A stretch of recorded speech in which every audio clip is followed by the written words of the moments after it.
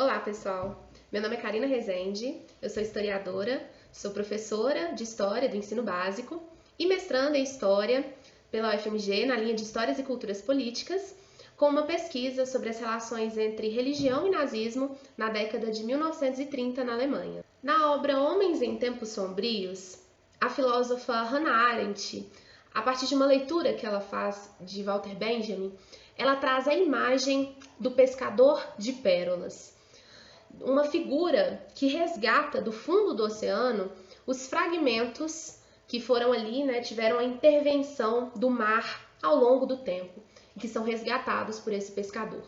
Essa metáfora, essa figura, é uma analogia, uma metáfora à figura do historiador e da historiadora. O historiador, assim como o pescador de pérolas, ele busca do fundo do mar do tempo alguns fragmentos do passado que sofreram diversas intervenções ao longo do tempo e que são pistas acerca do que aconteceu nesse momento, nessas décadas ou nesses séculos atrás. O trabalho do historiador, então, é lidar com esses fragmentos, com esses vestígios do tempo, que são de diversas naturezas, podem ser objetos, podem ser imagens, podem ser discursos, podem ser impressos. E essas variedades, esses tipos variados, constituem o que nós chamamos de fontes históricas. Lidar com esses vestígios do passado tem um quê de um trabalho de detetive no ofício do historiador. A gente trabalha com essas pistas, com esses fragmentos do passado que não nos dizem o mundo, como o mundo foi de maneira objetiva, mas nos trazem interpretações, nos trazem leituras de mundo, de homens e mulheres que fizeram parte desse passado. São pistas de como o mundo foi entendido, representado e apreendido por mulheres e homens do passado, e não algo que traz de forma objetiva o que aconteceu nesse período. Toda produção humana, então, ela é ou ela será uma fonte histórica.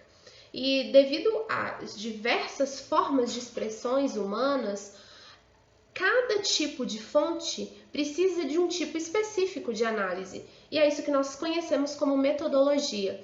Então, uma fonte oral, ela precisa de um tipo de análise. Uma fonte escrita, uma fonte impressa, uma iconografia, cada um desses tipos tem as suas particularidades ali na análise. E além dessa particularidade na análise, é preciso entender a natureza dessa fonte histórica, Entender como lidar com uma entrevista, como lidar com um sermão, como é meu caso, como lidar com uma publicidade.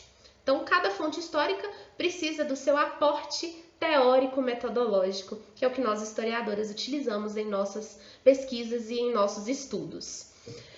E essa forma da gente tentar entender esses vestígios do passado nos ajuda a construir uma narrativa historiográfica, ou seja, uma forma de narrar os acontecimentos do passado a partir daquilo que o documento diz, da forma como ele diz, mas também a partir daquilo que o documento não nos fala, porque os silêncios também que estão presentes, nessas fontes históricas, o não dito também nos diz muito acerca do passado.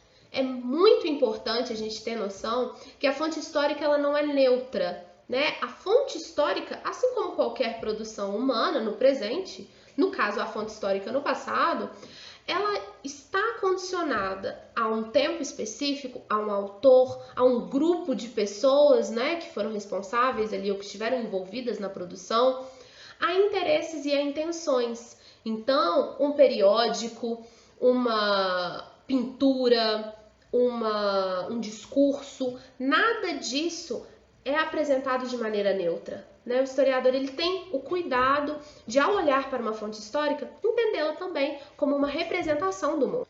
São a partir dessas fontes históricas que os historiadores elaboram hipóteses e podem construir uma narrativa acerca do passado. Não é a única narrativa, mas é uma narrativa calcada nas fontes, baseada nos fragmentos daquilo que aconteceu, e não em opiniões apenas, de maneira absolutamente subjetiva, digamos assim. É um trabalho que tem a sua materialidade nas fontes e, a partir dessa, é capaz de construir o que, né, como se fosse montando um quebra-cabeça, o que pode ter acontecido e quais as visões presentes acerca de um acontecimento ou um fato.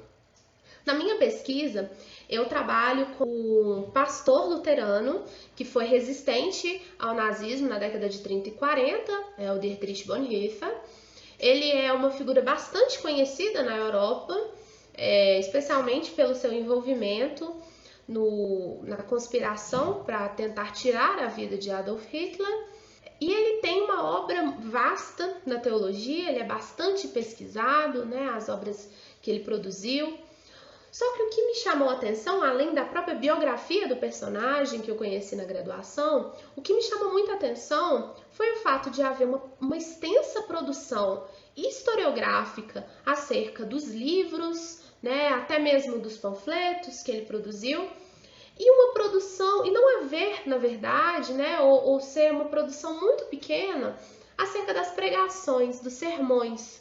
E aí, isso foi o que me motivou também a escolher os sermões enquanto as minhas fontes históricas para eu estudar esse objeto que é o Dietrich Bonhoeffer. Então, eu trabalho com essas pregações e aí eu tenho algumas questões que eu preciso de levar em conta.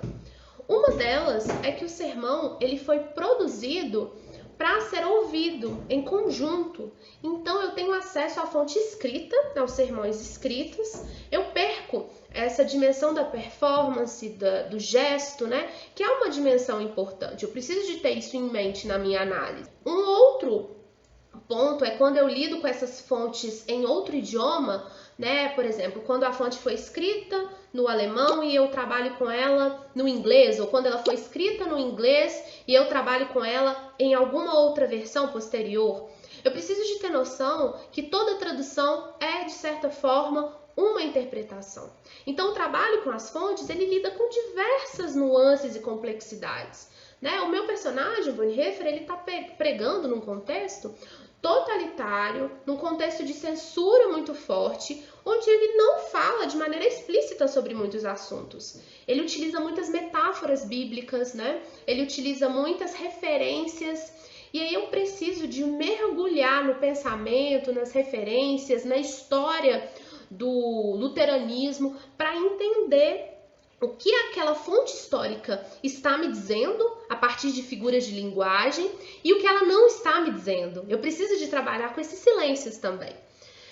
Então, eu preciso de, além de lidar com essas particularidades, entender o que significa uma produção naquele momento.